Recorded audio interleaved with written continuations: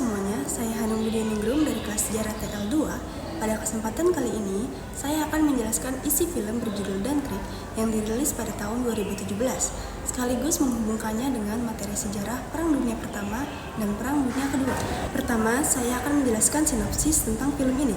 Film ini mengangkat kisah nyata yang bernama Operasi Dynamo, yaitu peristiwa evakuasi besar-besaran yang terjadi pada Mei sampai Juni pada tahun 1940, tepat di awal masa Perang Dunia Kedua di pantai kota Dunkirk, Prancis. Ceritanya dibagi menjadi 3 sudut pandang yang saling berkaitan. Dari sudut pandang yang pertama, dari sisi darat, kita mengikuti kisah Tommy, seorang prajurit muda Inggris yang selamat dari serangan musuh dan sampai di pantai Dunkirk. Di sana ada sekitar 400.000 tentara sekutu dari Inggris, Prancis, dan Belgia yang sedang terperangkap. Mereka sudah dikepung pasukan Jerman, terputus dari bantuan, dan terus dibom oleh Angkatan Udara Jerman. Mereka hanya bisa menunggu dan berjuang mati-matian supaya bisa naik kapal dan pulang ke rumah. Yang kedua yaitu dari sisi laut. Kita melihat keberanian luar biasa warga sipil. Ada Pak Dawson, warga biasa yang punya kapal kecil, berlayar menyeberangi laut bersama putranya dan temannya. Ia ikut bergabung dengan ratusan kapal milik warga lain, berangkat ke zona bahaya untuk menolong para tentara, menembus ombak besar dan bahaya serangan musuh demi membawa mereka selamat. Yang ketiga yaitu dari sisi udara. Ada perjuangan para pilot Angkatan Udara Inggris, salah satunya bernama Farrier.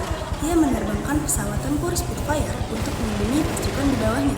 Meski bahan bakar terbatas dan jumlah mereka sedikit, mereka tetap berani bertempur melawan pesawat musuh demi menjaga keselamatan teman-temannya. Awalnya, peristiwa ini dianggap kegagalan militer, tapi ternyata hasilnya sangat hebat. Operasi ini berhasil menyelamatkan lebih dari 330.000 prajurit, jauh lebih banyak dari yang diperkirakan. Keberhasilan ini jadi titik balik penting dan simbol semangat juang bangsa Inggris untuk melanjutkan perang. Sekarang, mari kita hubungkan dengan materi Perang Dunia Kedua.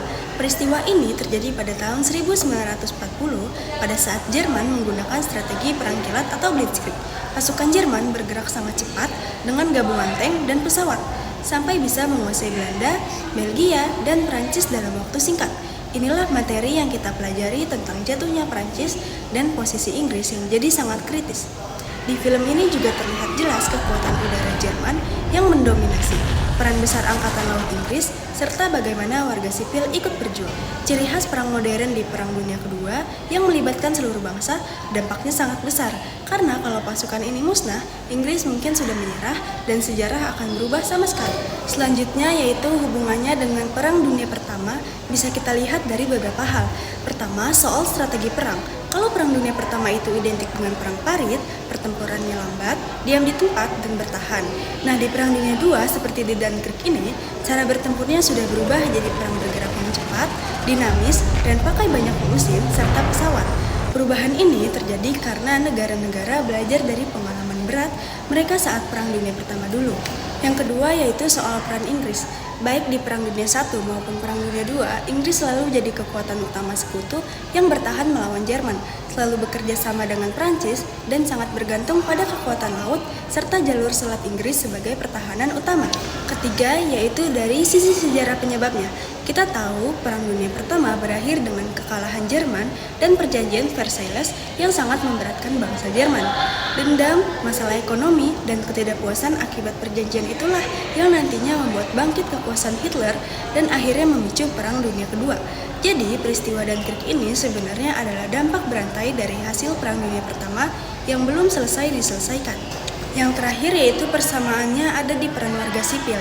Di Perang Dunia Pertama saja, warga sudah berperan besar membantu produksi dan logistik. Nah, di Perang Dunia II, seperti di film ini, warga biasa bahkan berani langsung ke medan bahaya untuk menolong tentara. Jadi, film Dunkirk ini bukan sekedar cerita perang, tapi bukti nyata sejarah yang sangat erat kaitannya dengan materi kedua Perang Dunia yang kita pelajari. Sekian penjelasan dari saya. Mohon maaf jika ada kesalahan kata. Terima kasih. Wassalamualaikum warahmatullahi wabarakatuh. We shall fight in France. We shall fight on the seas and oceans. We shall fight with growing confidence and growing strength in the air. We shall defend our island, whatever the cost may be. We shall fight on the beaches. We shall fight on the landing grounds. We shall fight in the fields and in the streets. We shall fight in the hills. We shall never surrender.